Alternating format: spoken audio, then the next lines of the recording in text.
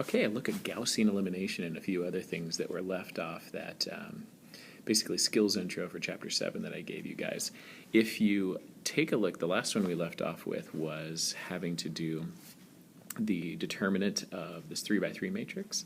And you remember those middle values become coefficients for 2 by 2 determinants that we do for the rest of the graph. And then we have a pattern of we subtract, add, subtract when it's an odd matrix when you're doing the determinant.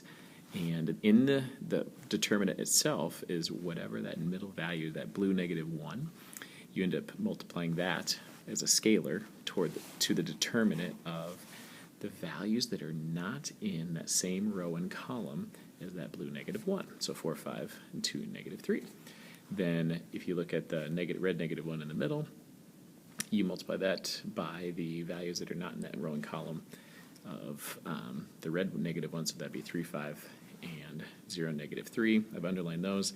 And finally, the last green one multiplied by the values that are not in the same row or column as that one. Those are 2 by 2 determinants. Those bars mean get the determinant, a single number. So we're going to go find those now.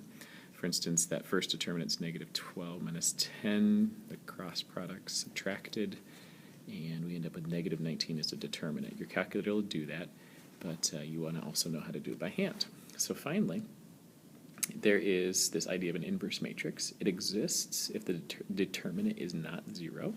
So for these, we have A equals, if we do the determinant of this particular function, we get 10. Okay, cross products, which is 3 times 2, that left to lower right has to go first, and then the 4 times -1 has to go second. The order does matter, and then you subtract their results. So that could be minus a negative if one of your negative is a result. So 6 minus -4, the cross products subtracted, and you get you end up with 10. So that's a nice look at that. An inverse matrix does exist. So to get the inverse, 1 over the determinant, and by the way, that's inverse notation, a to the -1, but 1 over the determinant times a special manipulation of that original matrix. So you want to take and swap the upper left and lower right two values and change the sign of, negate means change the sign of, the other two, the -1 and the 4, respectively. So here's the result. Swapped and sign changed, as you can see here. That is what you multiply your 1 over determinant by. So 1 over the determinant times this manipulated matrix. And the end result is just distribute the 1/10, and there you have it. There is our inverse matrix. Now the importance of an inverse matrix is it's the matrix that undoes.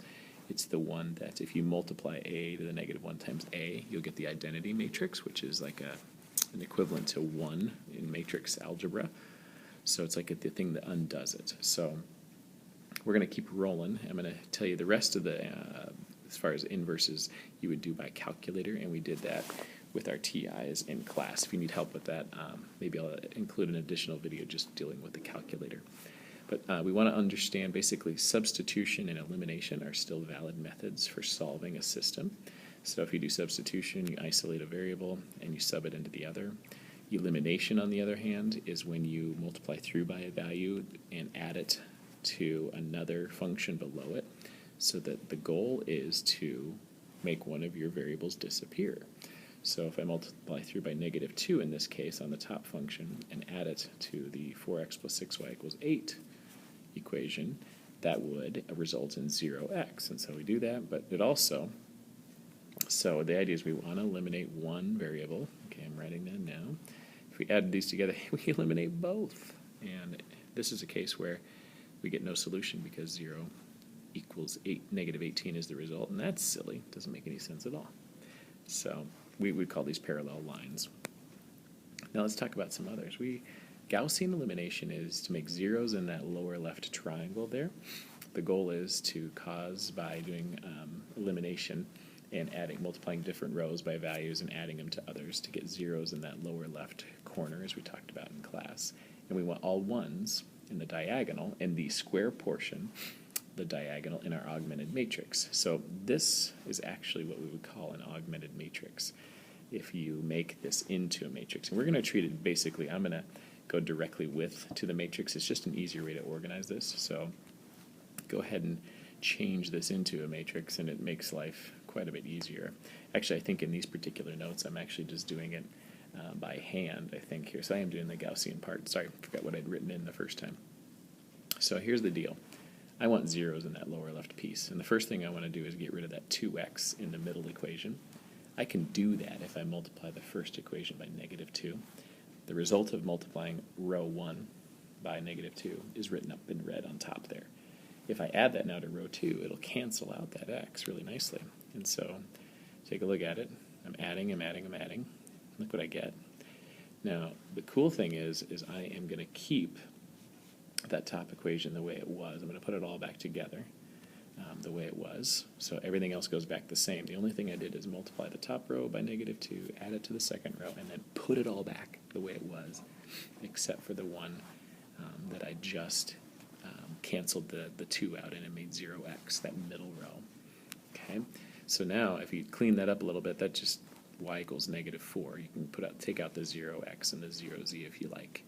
Now I'd like to get rid of the 4 in the bottom equation by multiplying through the top equation by -4. That's what's indicated in this notation here. -4 times row 1, add it to row 3.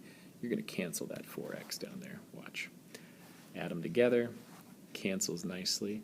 Here is, now the top 2 equations you rewrite back the way they were, but that new equation at the bottom, this is the one I just added to. Look at that, I canceled 2 for 1. I canceled 0x now. Oh, and 8x plus that, or 8y, and that -8y cancel. Got a 2 for 1, not bad. So I got z equals -17, y is -4, and if I use those both back in the original equation, I can get x equals 12. Number 13, the Gaussian elimination goal of getting zeros in the lower left corner and ones in the diagonal. It's a little harder. This one's not square, so I'm kind of curious how I'm going to work this one out. Well, let's just do what we can to get zeros and ones in those places. And so, check it out. Here's how we're going to do it. Let's make it into a matrix this time. And you'll notice that all that is taking the coefficients off the variables. This is an augmented matrix if you include the values on the constants on the other side of the equal sign. Okay. The square portion of that matrix, if it were a traditional, actually this is a square matrix. The augmented portion, I'm misspeaking, would be for like number 12 and for number 14. So kind of ignore that. This is a square matrix, and it presents an interesting issue. If you do Gaussian elimination with what's not augmented, basically a matrix that's wider than it is tall, we run into this square matrix, and we're going to eliminate just like we did before, but watch what happens. Some funny things take place, and so we're going to do the same thing we would. I'm still going to try and make 3 go away, maybe get some ones in that diagonal. Let's just do it. If I take -3 through that first row and add it to the second row, look what happens. Oh, that's kind of cool. Got 0 there, -2, -7. Okay, put the top row back the way it was, and put the bottom row back. Okay, let's try another one. Let's do -2 times the top first row and add it to the last row. Okay, -2 and 2, add those together. Here's the result written down there in green. Now, if you look at that, since our goal is to find x and y in this case, see if it works out. See what if you put this maybe back in non-matrix form, see what you have. I have -2y equals -7. That's what that middle row is saying. And the bottom row is actually saying -y equals -4. And I don't know about you, if I figure out what y is in that middle row, -2y equals -7, if I solve for y, I get 3.5. And then the bottom one, I get -y equals -4, so y is 4. How can you have 2 different values for y? That doesn't make sense. Well, there's no solution. So what we're going to find is, in this case, if you think about what you have in number 13, I have 3 linear equations. The only way that you're going to have, with 2 variables, by the way, 3 equations, 2 variables, the only way this is going to work is if 2 of those equations are the same. 'Cause to have a solvable system, you need to have the same number of equations as variables, unless 2 of those equations happen to be the same equation. It would have worked out that way. Or there's yet another nuance that would work. But for our purposes, let's just roll with that. Okay, so keep on going. Here we have, now we're going to take on the Gaussian elimination for the next one. Okay, so let's hop up to number 12. This one's not as clean. I think in class we probably just did it with a calculator, because I think we did a couple of the others instead, like 11 and 14. But anyhow, if we do Gaussian elimination with this, first thing I like to do is just turn it into a matrix. So take all the coefficients off of various variables. And then our goal then would be to get that zeros in the lower left and then ones down the diagonal of the square portion of this matrix. Now, again, the issue we run into, if you look at this, this is where it becomes important to talk about when it's augmented or not. And so this right here is not square. And so this portion to the left, if you think about it, look at how many unknowns there are. There are 4 unknowns. And we have, let's see, 3 equations for unknown. And there's only 3 equations. So generally what that's going to mean is there's no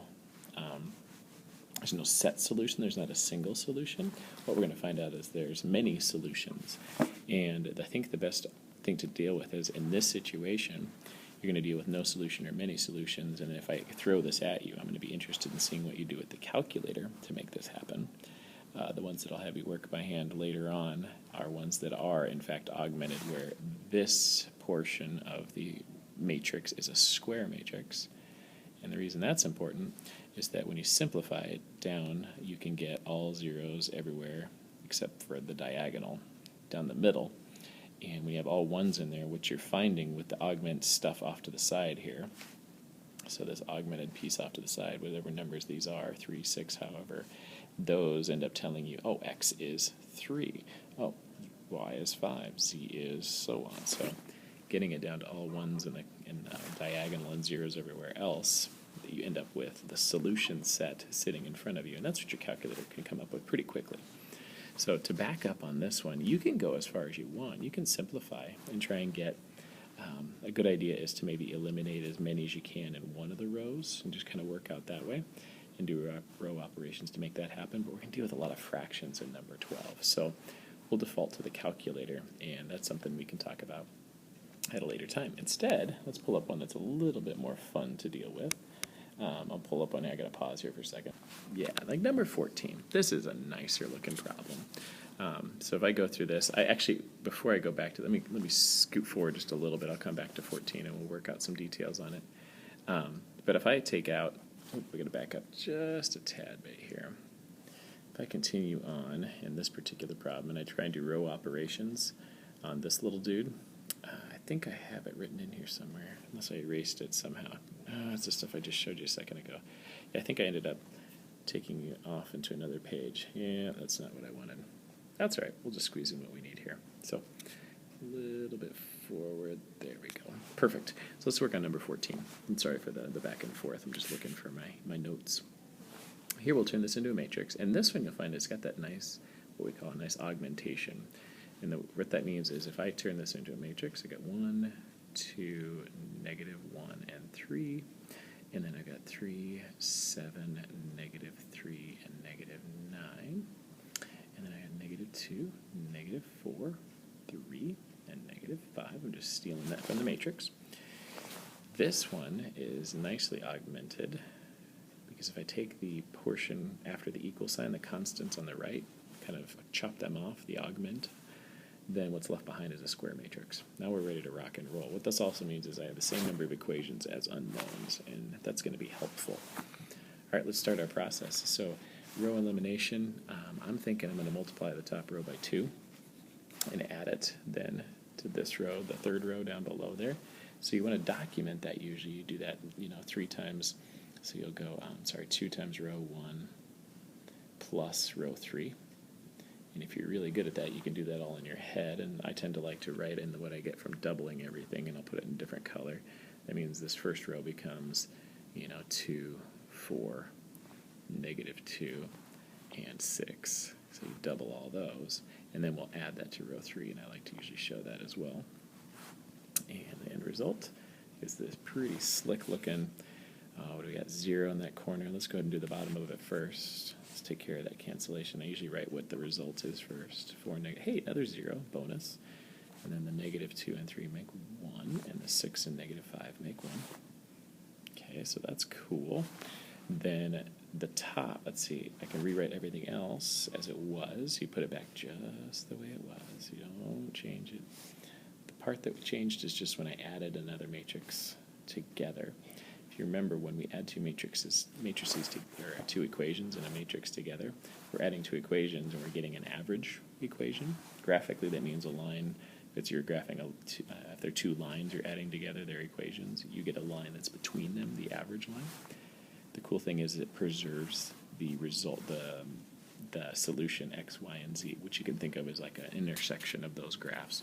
It still preserves that. It may change the look of the equations that are intersecting, but it preserves where they intersect. So we're good with adding those, and then we put it all back the way it was. So now I go and think, all right, I need more zeros. I want this to be a 0, that 3 in the corner. So I'm going to multiply the top by -3. So -3 times row 1. I'm going to add that to row 3. And the end result is going to be, I'm going to probably be able to do this one pretty quickly, maybe even mentally. But if you want to work with me on that one, let's see. If I do it, I'll get 0 in the middle. Okay.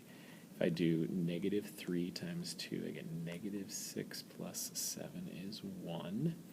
If I do -3 times -1, I get +3 plus -3 is going to be 0. Get another bonus out of that one.